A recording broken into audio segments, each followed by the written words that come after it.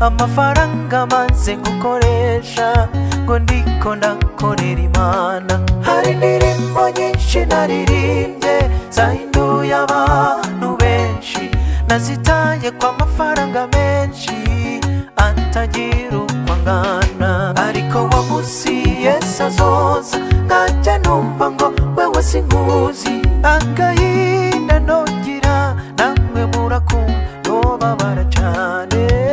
Yoba bibabaje tutabonye ubwami bw'ijuru, hari umwanya mwinshi cyane twakoresheje ngo dukorere Imana.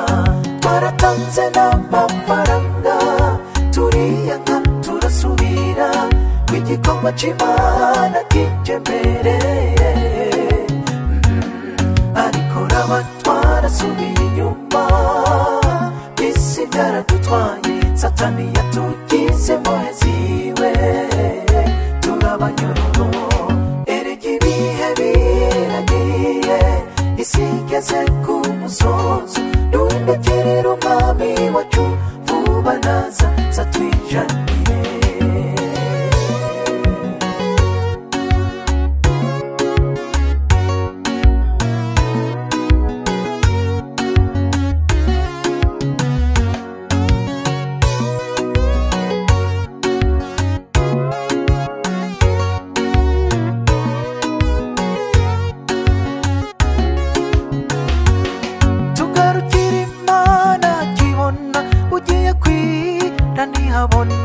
Tutazongirwa y'amajambo akomeye ngo mwebwe sindabazi. Tugeze ku kirengazuba ndabona benshi barananiwe, ariko nimugacika intege izuba rirarenga turuke.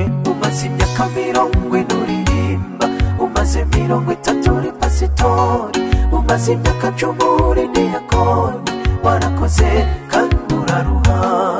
Ariko wa musi Yesu azoza ukajya wumva ngo wewe sinkuzi, tugarukira umwami wacu vuba naza zatwijanire. Yoba bibabaje tutabonye ubwami bw'ijuru, hari umwanya mwinshi cyane twakoresheje ngo dukorere Imana. Twaratanze n'amafaranga turiyanga turasubira w'igikorwa c'Imana kije mbere. Ariko raba twarasubiye inyuma, isi byaradutwaye, Satani yatugize imbohe ziwe, turabanyororo. Erega ibihe biragiye, isi igeze ku musozo, duhindukirira umwami wacu vuba naza zatwijanire. Erega ibihe biragiye, isi igeze ku musozo, duhindukirira umwami wacu vuba naza zatwijanire.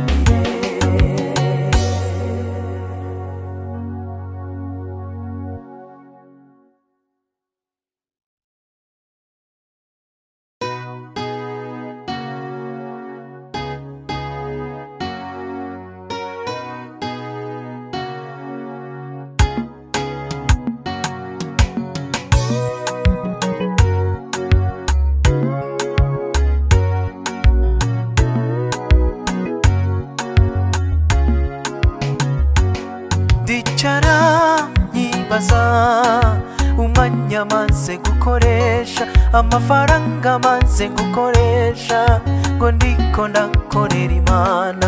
Hari indirimbo nyinshi naririmbye zahinduye abantu benshi, nazitaye kwa mafaranga menshi atagira uko angana.